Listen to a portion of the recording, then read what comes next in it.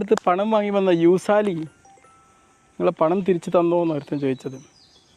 തീർച്ചയായിട്ടും യൂസാലി പണം തിരിച്ച് തന്നിട്ടില്ല എന്ന് മാത്രമല്ല, തിരിച്ചു തരാൻ പോകുന്നതിൻ്റെ ഇടയിൽ തിരിച്ച് തരും എന്നൊക്കെ പറഞ്ഞ് പിന്നെ എൻ്റെ അടുത്ത് നിന്ന് പൈസ ചാമ്പുകയാണ് ഉണ്ടായത് എന്നുള്ളതാണ്.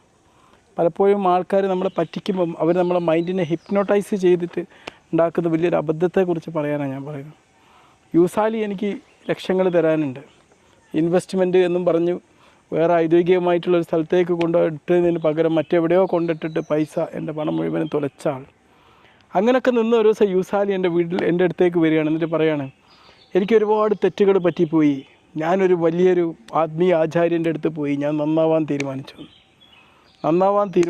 അദ്ദേഹം കുറേ മന്ത്രങ്ങളൊക്കെ ചൊല്ലിക്കൊടുത്തു, ഞാനിതാ നന്നായിരിക്കുന്നു, ഇനി ഞാൻ ഒരു മനുഷ്യനെയും പറ്റിക്കില്ല, എനിക്കൊക്കെ നേർവഴിക്കുള്ള വഴി എന്ന് പറഞ്ഞ് അന്ന് എനിക്കൊരു കുറി കിട്ടിയ സമയമായിരുന്നു. അങ്ങനെ പറഞ്ഞു, നിങ്ങൾക്കൊരു കാര്യം ചെയ്യാം, നമ്മൾ മറ്റെല്ലാം മാറ്റിയിട്ട് ഡയറക്റ്റ് ഷെയർ മാർക്കറ്റ്